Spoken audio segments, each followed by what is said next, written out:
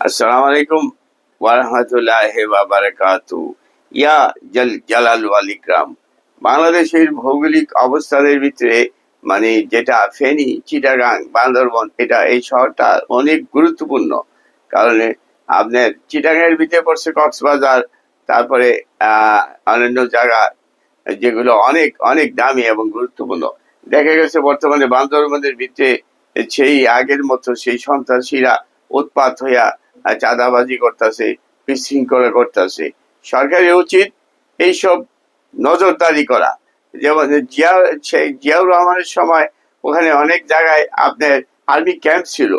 তারপরে ওইখানে army camp হওয়ার থাকাতে দেখা গেছে তারা সুশৃঙ্খল ভাবে ওখানে প্রশাসনিক নিয়ম কানুন ভাবে ওখানে ব্যক্তির স্বাধীনতা, মানুষের চলাচলের স্বাধীনতা সম্পূর্ণভাবে বজায় ছিল। কিন্তু ইদানিং লক্ষ্য করা যাচ্ছে কিছু সন্ত্রাসীরা এখানে অনিয়ম করতেছে, দেশকে অস্বস্তিশীল করার জন্য। জনগণ সতর্ক থাকুন। কারণ এখন দেখা গেছে এই দেশটা মধ্যে আপনি 80% যেই বিগত সরকারের আমলে আওয়ামী লীগ নামের লোকেরা যে চাকরি বাকরি করে, আমরাও আরম্ভ করিয়া যত ধরনের পোস্ট আছে ম্যাক্সিমামই, তাদের উচিত এই দেশকে ভালোবাসিয়া তারা যেন ভালো ভালো কাজ করে ভুলিয়া যায়।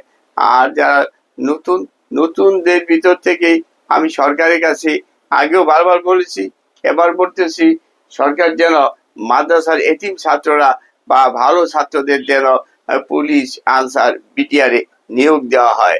তারা আল্লাহকে ভয় করে, তারা ঘুষ খাবে না, তারা সঠিক ঠিক মতো তারা দায়িত্ব পালন করবে। তাহলে আমরা দেশ শান্তি চাই। আমরা কি চাই? শান্তি চাই। আমরা এই দেশে মরতে চাই, এই দেশে আমাদের কবর চাই। কারণ যারা বড় লোকের এমপি ছেলে হয় আপনি মন্ত্রী, আর আপনার এই কি জানি টোকাই ছেলে বা যারা কর্মীর ছেলে হয় আপনার কাঙ্গাল, কর্মীর ছেলেরা হয় ববগরে, কর্মীর ছেলে কোনো সময় এমপি হয় না। কাজেই আপনারা সাবধান, দেশকে ভালোবাসুন।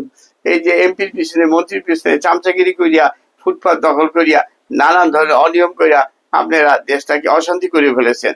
আপনারা সবাই মসজিদ দিকে তওবা করেন, নামাজ পড়েন, যাদের ধর্মে থাকুন, আর আপনারা দেশটাকে ভালোবাসেন। কারণ দেশটা থাকবো, আমরা থাকবো না, আপনি থাকবেন না। যদি ভালো কাজ করে যান আপনার নাম থাকবো, আর খারাপ কাজ করে গেলে আপনি জনম জনম আপনার নাম ছড়িয়ে পড়বো, সেটা খারাপ নাম।